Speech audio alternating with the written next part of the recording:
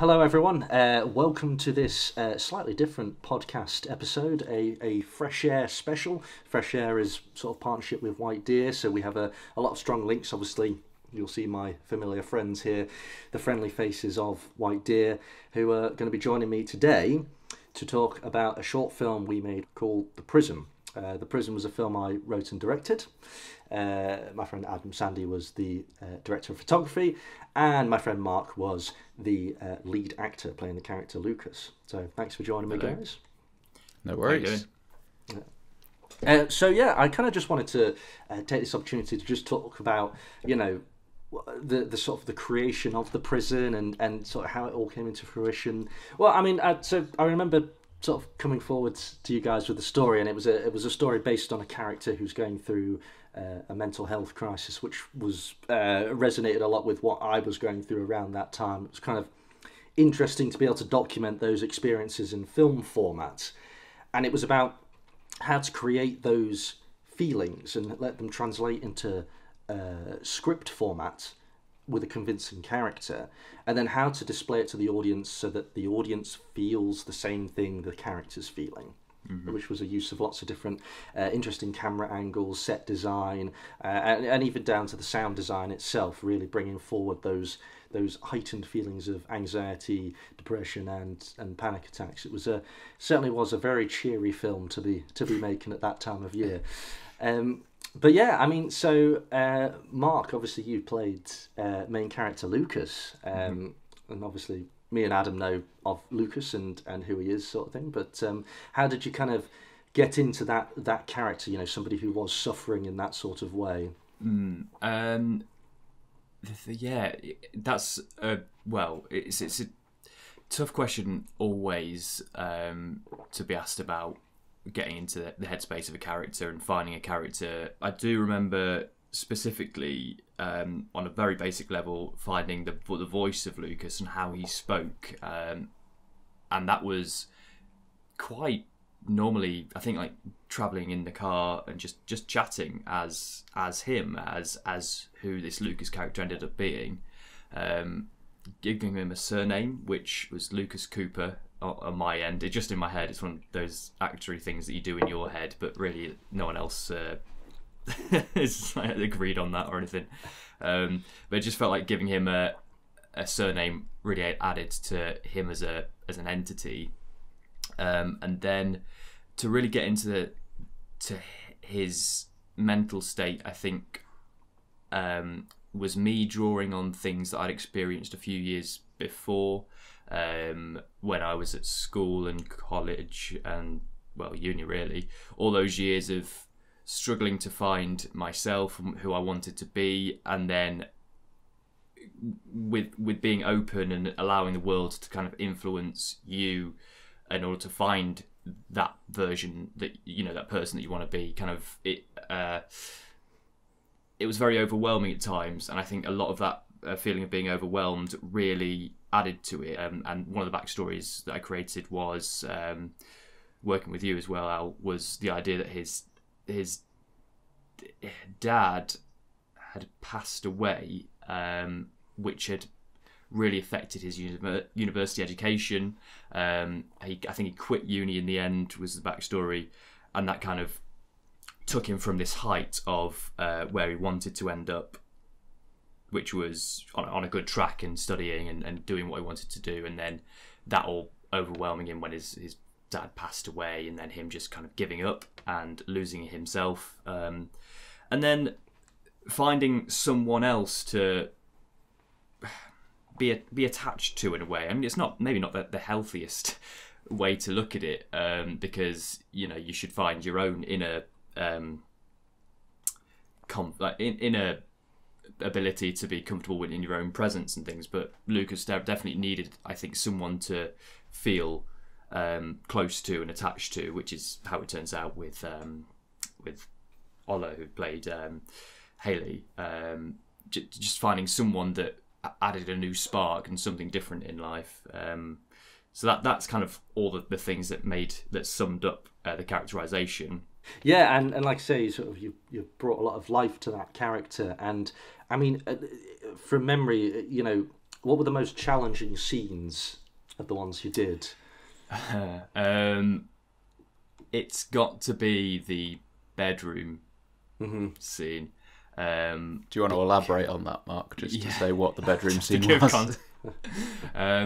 So Lucas, and it's a quite an early on scene in the film, it experiences a panic attack essentially, and you see that quite visually, and bringing that to life. When he wakes up in the middle of the night, in a panic attack, and everything kind of overwhelms him, and bringing that to life was very difficult, because I could see it visually affecting you, Al, especially because I think you'd written the script based on your experiences as well. So I still struggle to watch that scene to this day. Actually, because it feels very real. Well, I think that's a compliment to the atmosphere that was created, because it did feel. I mean, it's quite a small room, and there were a lot of people in there, which. Because we were allowed to do that then, it made it a very stuffy room, and there was no space really. It was all very closed in, which really helped. I mean, it's really good to create that sort of environment, because it does naturally aid the performance. That was really tough, but I'm really also sort of glad that we did it and got it out of the way, because it felt really raw, and there was nothing built up to affect it from previous stuff really, other than the voiceovers. Yeah, it felt really raw to do that. And then I think it was just shortly after that we did the bath scene, so it was just me swanning around with my swimming trunks on. It's a different vibe. If it was before, then obviously there was a massive switch in vibes either way. And then logistically, it was the scene in the garage to create the abstract bit where I think he's writing. He's writing in his journal. That was really tough, because I've always, I don't know what it is, but I personally struggle massively with crying just as a human being, and I've always really struggled, even if I've been the deepest I've ever been into getting into a character's head, I've always really struggled to get the tears out, because it was such a cold day and we're basically outside. Even though it was in a garage, it was the cool air of the outside. It just dried everything up, and I had nothing. I felt my eyes on that day. It was just nothing was there. I was like, couldn't even summon like enough moisture for my eyes normally, let alone to summon tears. That was really tough on that particular day to really get into it, because I think it was just so damn cold. Obviously, you mentioned Forman, who played Hayley. I remember casting her, actually, because when sort of going through the audition tape, she was the only one who seemed to get the balance right. Because when you're telling somebody to portray mental health issues and stuff like that, a lot of them will go too introvert, so that you don't get enough out of them. And that doesn't necessarily mean through more speaking or dialogue. It just means through body language and what they can do with their eyes and the mouths and stuff like that. The silent acting. But she got that blend right between that and not going too far the other way, where it almost becomes a bit laughable, or even it looks a bit like you're portraying it in a psychopathic sort of way, like it's like mental health gone too far and not done justice in cinema. And she definitely got that right, and which is why she took on the role of Hayley, which was it was really good to see her acting alongside you.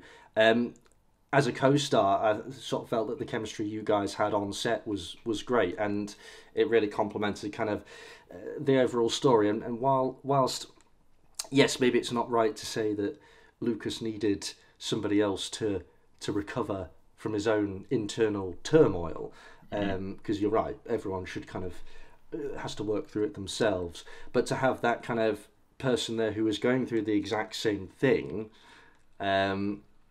and then blending those two characters together and seeing how they can kind of communicate in a way that brings them both back to normality was quite good, and I felt you guys did that really well. I mean, how did it feel sort of acting alongside Ola in those scenes? You know, was it how was it?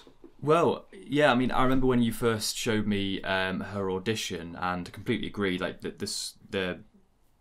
again, if I remember rightly, there were two tasks essentially. The first one being a part of the script, and then an improvised piece, or at least I know that's your typical style. So I think it was the same back then.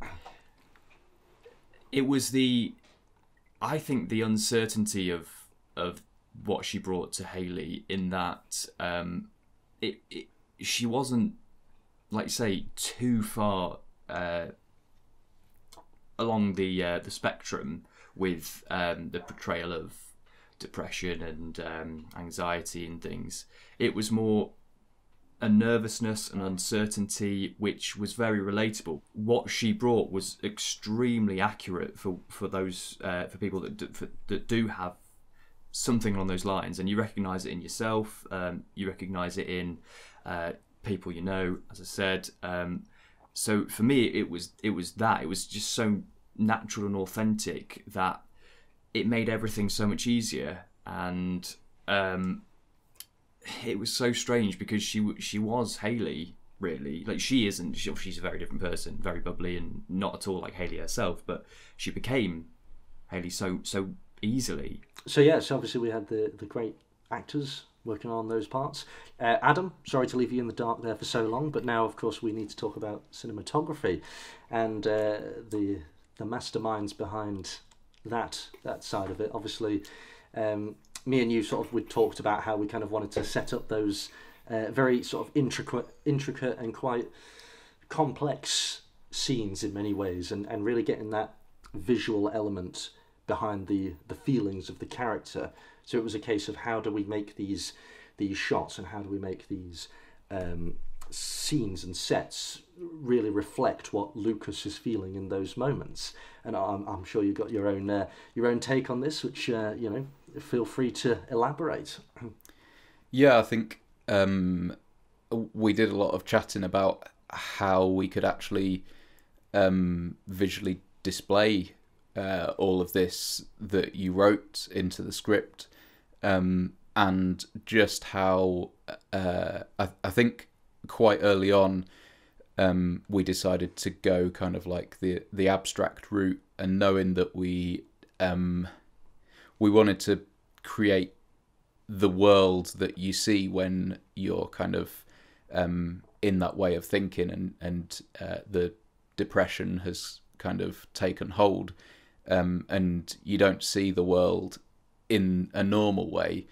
You see it in this kind of stripped back, kind of bleak kind of way, and that's what we discussed with like inspired by the title, The Prison, as well, and with the set design in the bedroom. So yeah, I think that was kind of the starting point for all of those things. I kind of see the prison in the context of time for us as well, as being kind of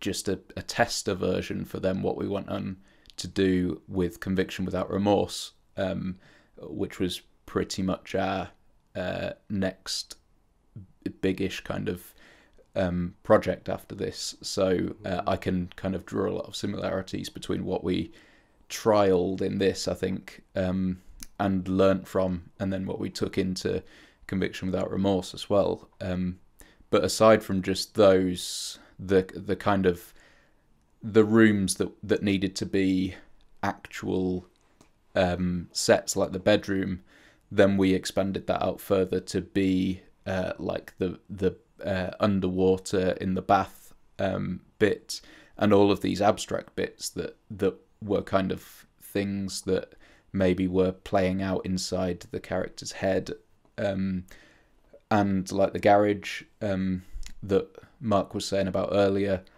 and we shot two of the kind of abstract bits there, they were the most interesting in terms of how we had to craft those. Really, it was.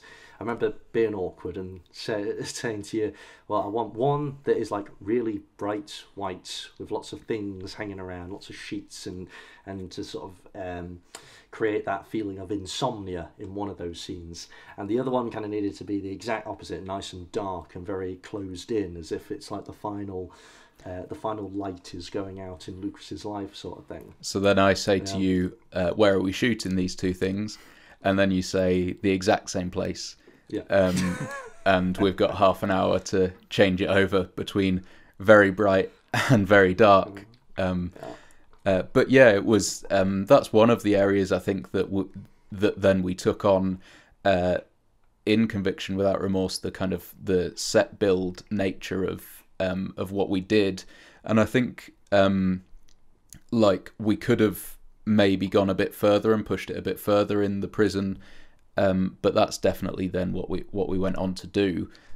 But it was kind of a proof of concept in a way for us that this way of storytelling works for the writing that you've done, and for the stories that we were wanting to tell. And I think especially, obviously we wouldn't choose to do kind of abstract storytelling for everything, but it works in a film, I think, where the character is inside his own head for 90% of the film, and it's only kind of at the end where we see a glimpse outside of that, even like in the pub, which technically was happening in the outside world.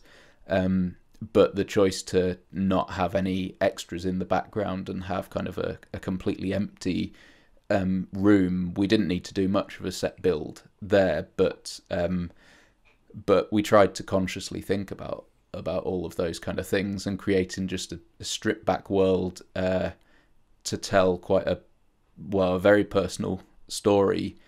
Some of my favourite shots in the film are the kind of abstract country road at night scenes.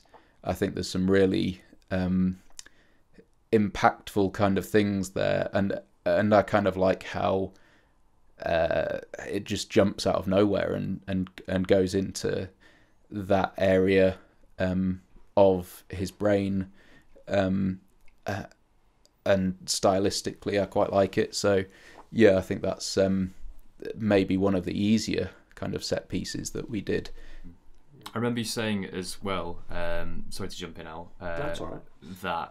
that feeling drastically, or it changed a bit when we went on to do Conviction Without Remorse later, going from friends doing a film to, oh gosh, this is quite serious business now, because obviously we brought in quite a few outside actors and had very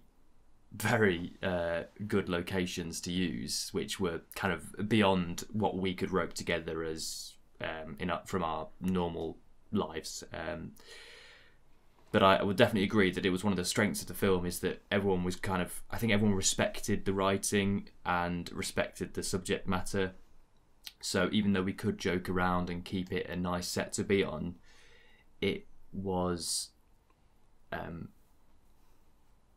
respected as a story, and that absolutely, I think you're right when you say the tonally. I think that's what everyone captured. And you always say this, Adam.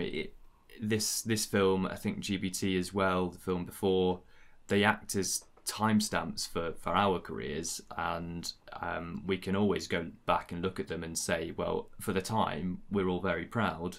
And I actually think there's certain things in those films which we have yet to bring back as well. It was the kind of prologue to the start of us doing a proper film kind of thing. I think it was, in my mind, the film before we made a really good film.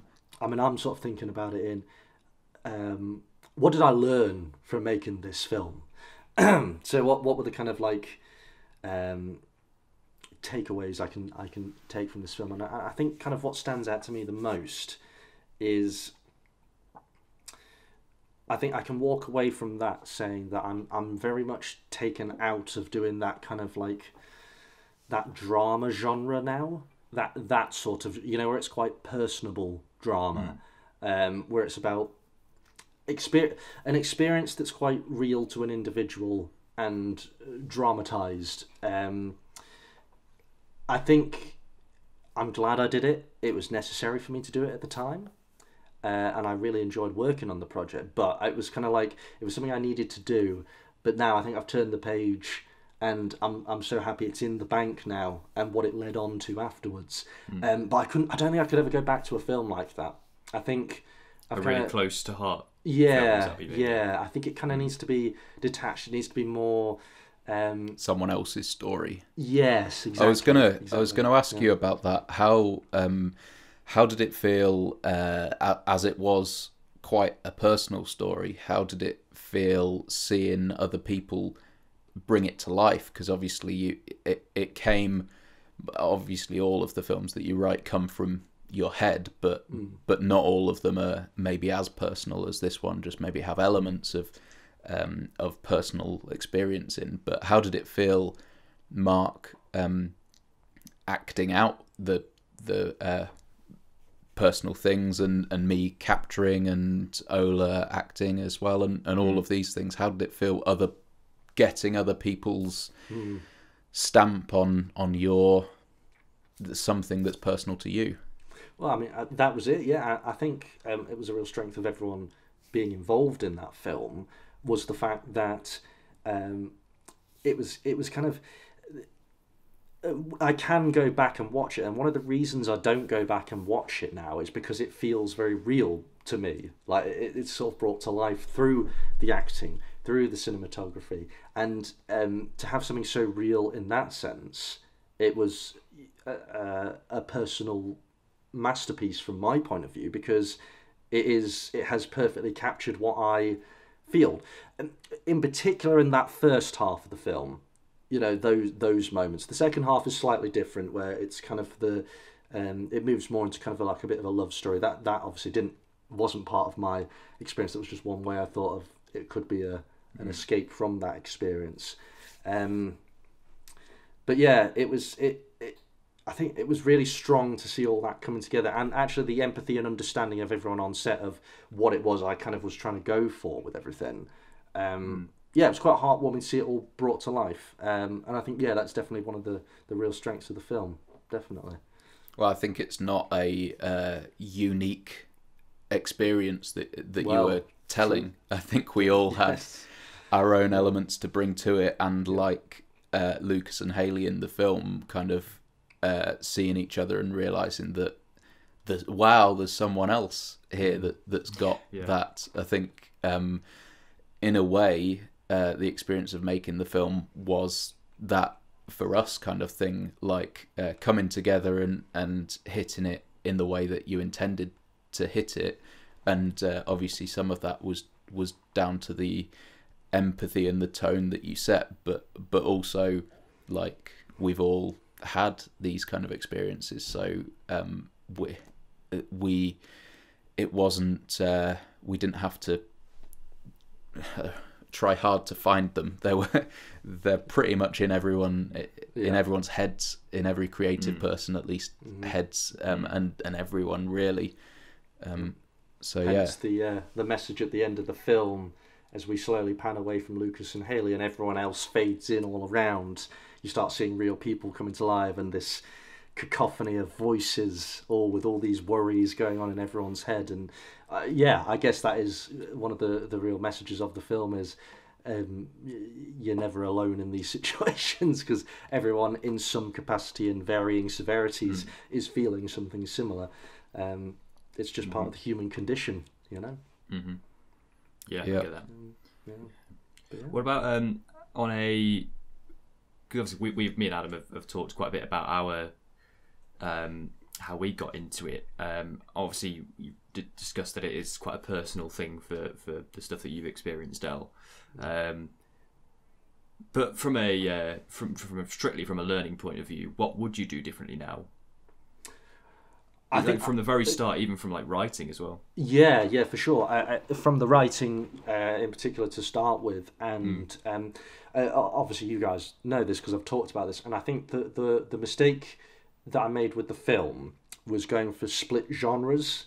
It falls almost over three different genres, and genres that don't always come together in the right sort of way. It was kind of a romance with a drama with a horror almost. Those were the kind of the elements, and I think to rewrite it and redo it, it would to stick to one of those paths. So we could have had Lucas never meets Hayley. That could never have been part of the story, and we have we go full abstract.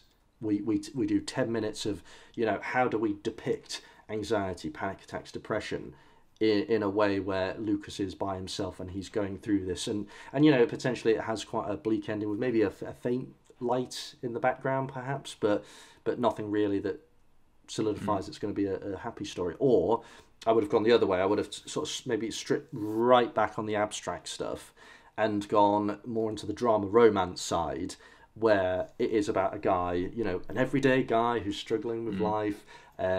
We don't see it. We don't get into his head as much.